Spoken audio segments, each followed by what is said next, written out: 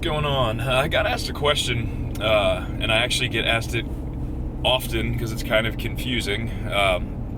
To paraphrase and summarize, Mike, why in the fuck do you have your CrossFit Level 1 certification? Well, joke's on you guys. I've been doing CrossFit the entire time. My deadlift was like 225 pounds. And I weighed like 180, and then I did CrossFit for a year, and it went up to 800, and I weigh 400 pounds and 3% body fat now. I worked for a small training facility, like a private place where like the only way you can come into it is if you have a trainer. Like you have to schedule a session. It was unbelievable the amount of money that people were paying to mostly, in my case, see their kids do better in sports. I had a little like youth sports training program out of there. And one of the ideas we had to kind of expand everything is the owners wanted to get somebody certified in CrossFit and start a CrossFit affiliate. My plan was to go get it, start up my own CrossFit affiliate out of the gym, obviously with their help and partnership and stuff, and then just make everyone do West Side and tell them it's CrossFit, and then have them do powerlifting competitions, because I mean, what's the fucking difference, I guess.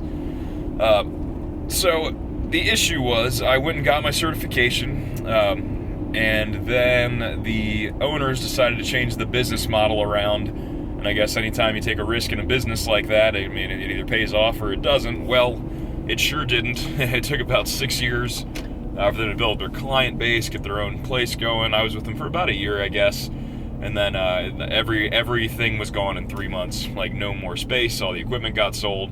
So I'm just a string of not even bad decision making, just a string of really bad luck on their part, and then a bunch of like personal problems with both of them and stuff. So it was pretty messy. But anyway, I got nothing against them as bad people or anything. It just pretty shit situation, and things went downhill fast.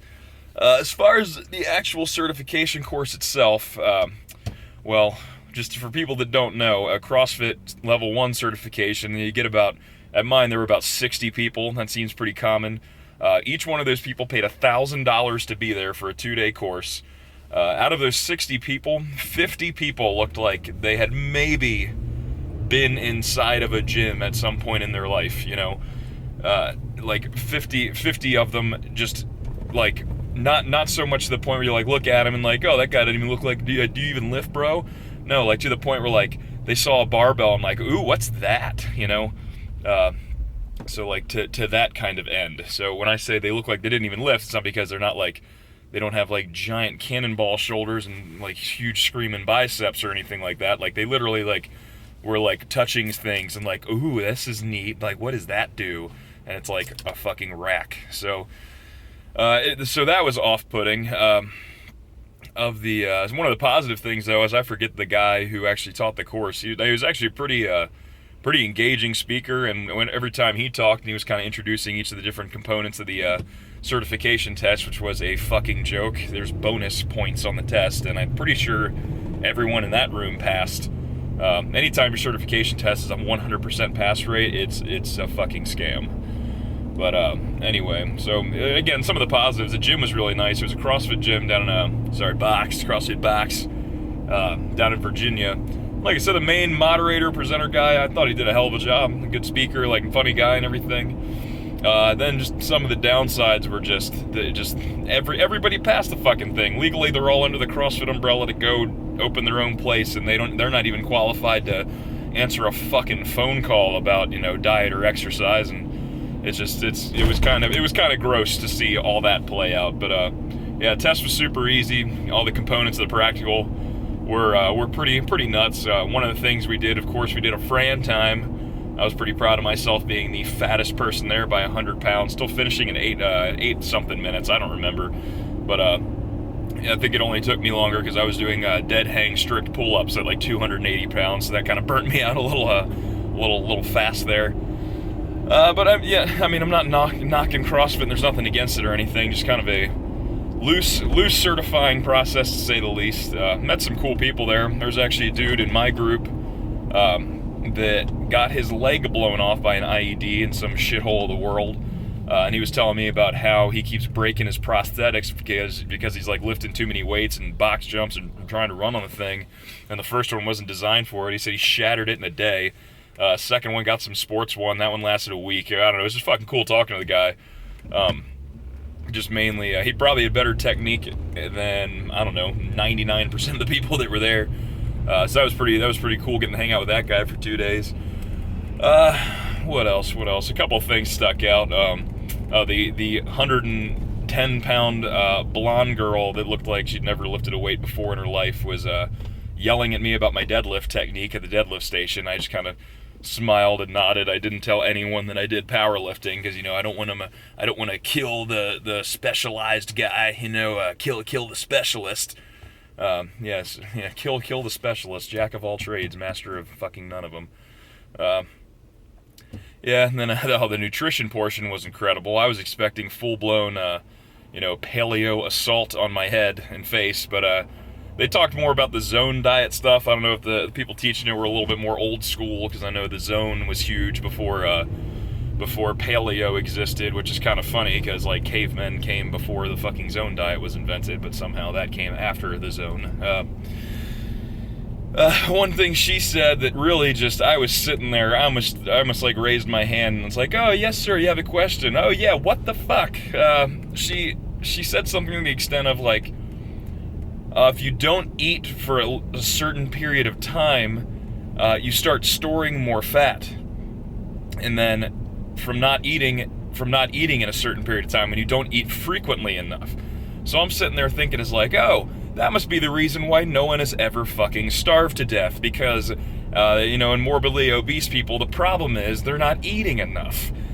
So that's, just, I don't know, a bunch of bullshit. But like I said, there were some positives. The test was pretty easy. One of the really cool things about the CrossFit, like their program as a whole, that really seems to get all fucked up when people start writing their own stuff, is that, there actually is a set periodized plan. There's a set scheme in place that they should be following, and it's pretty interesting. It's it's basically conjugate training for gymnastics, weightlifting, and certain like running and aerobic movements and stuff. And it's pretty neat the way they cycle it, how one gets focused. It's really similar to almost like the cube method, but instead of doing certain exercises, it's certain skills instead. And, just kind of cycling through those over a period of time, changing focus and everything. I mean, if somebody were to take CrossFit and put it in like a block periodization scheme where you're building different skill sets based on what you suck at, and then just kind of taking it from there and actually like gauging improvement on something other than like, oh, random Murph day or whatever the fuck, I don't know. Then you wrote your time down in your notebook. Let's see if it got better. Oh, it didn't. You must be, fucking fatigued from overhead squat marathons or whatever. I don't know. It's just, a lot of people take some of the concepts and ideas that seemed like they would be really, really cool to implement for, lots of different situations, especially like team sport athletes, stuff like that. And they turned it into fucking men's physique and like board shorts and matching sweatbands and shit, and then like who can say bro the most. Anyway, I'm getting pissed off just talking about it. But yeah, that means that, like I said, some of the programming aspects were pretty cool, but I've never heard anyone ever talk about any of the programming aspects of it besides in the level 1 certification book, and there were like 2 questions on it on the test. Another interesting thing was they took the way they kind of progress all their lifts and everything. There's a set progression. There's a plan in place for each one of the lifts for like basically beginner, intermediate, and advanced. And it's not just like the RX or the the fucking modified workout of the day. It's actual literal movement preparation for like different Olympic lifts and different compound power lifts and everything. And that's something else. I mean, it seems like a lot of people just go and get these certifications and stuff and just don't fucking understand anything that they're doing while they're there, and then they try to implement it and they realize like, oh, like I don't fucking know anything. I just better be as enthusiastic as I possibly can about it. So yeah, I don't know, just thought I'd explain that once and for all. Sorry for the long-winded video. Just traffic kind of sucked getting to work, so I had a little bit more time than I thought. But all right, guys, catch you later.